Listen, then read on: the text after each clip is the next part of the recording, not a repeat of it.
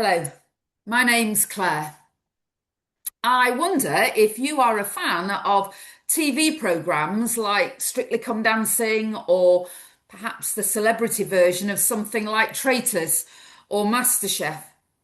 And those programmes work in a similar way, don't they? Where over a number of weeks, people from a variety of different backgrounds look to accomplish tasks, develop cookery skills, or master different dance styles in the hope of winning the prize at the end.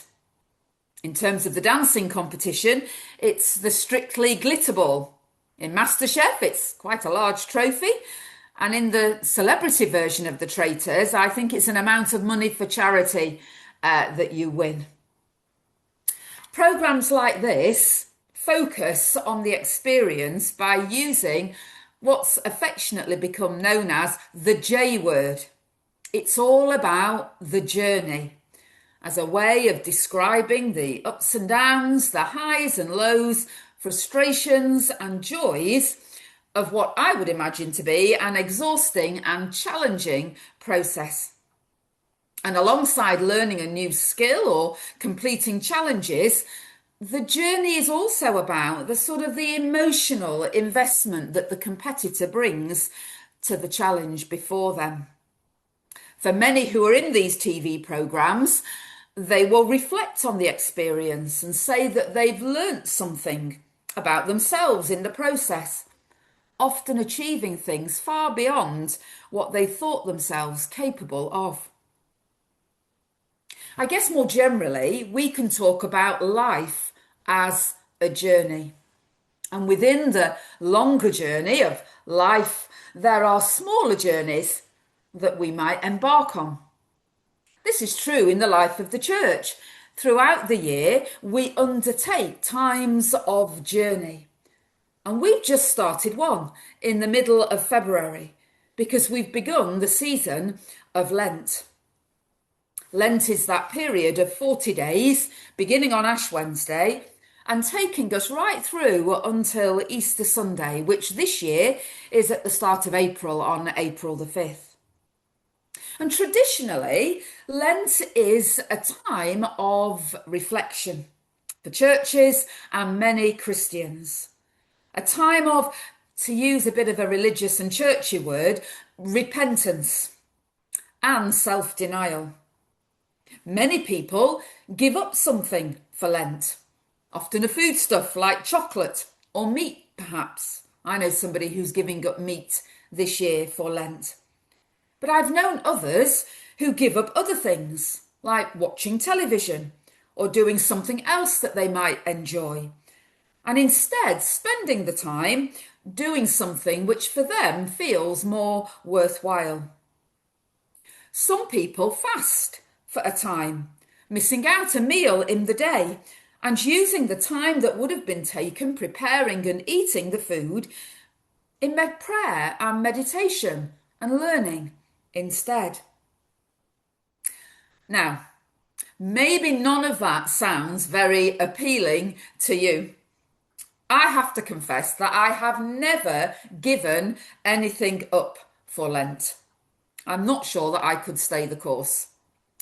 But that doesn't mean that I haven't undertaken the journey that Lent offers us. Rather than give something up, I try to just set some time aside each day for reflection and self-awareness in order to try and live more generously in the places and amongst the people where I spend my time and I feel that I'm called to be. For me, and for many others, Lent is a time to make some space and focus on the things that really do help us flourish and live well. In the Bible, in the Old Testament part, we have some words from a man called Isaiah. He was a prophet who, like so many prophets, was called to speak truth to power and to say pretty unpopular things to people about their relationship with God. And in one of the readings that we might come to at the start of Lent, Isaiah is sort of telling the people off. The people who were fasting as a religious observance, but they were doing this whilst at the same time living really selfish and ungodly lives. So they were just sort of going through the motions, but it wasn't actually serving any real or good effect.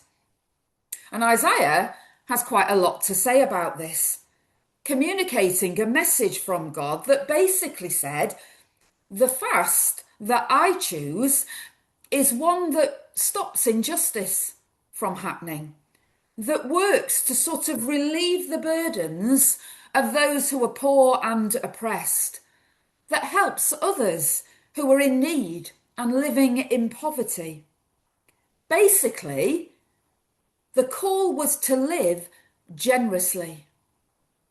And that's what God is calling us to do, even now, just as he was many centuries ago then.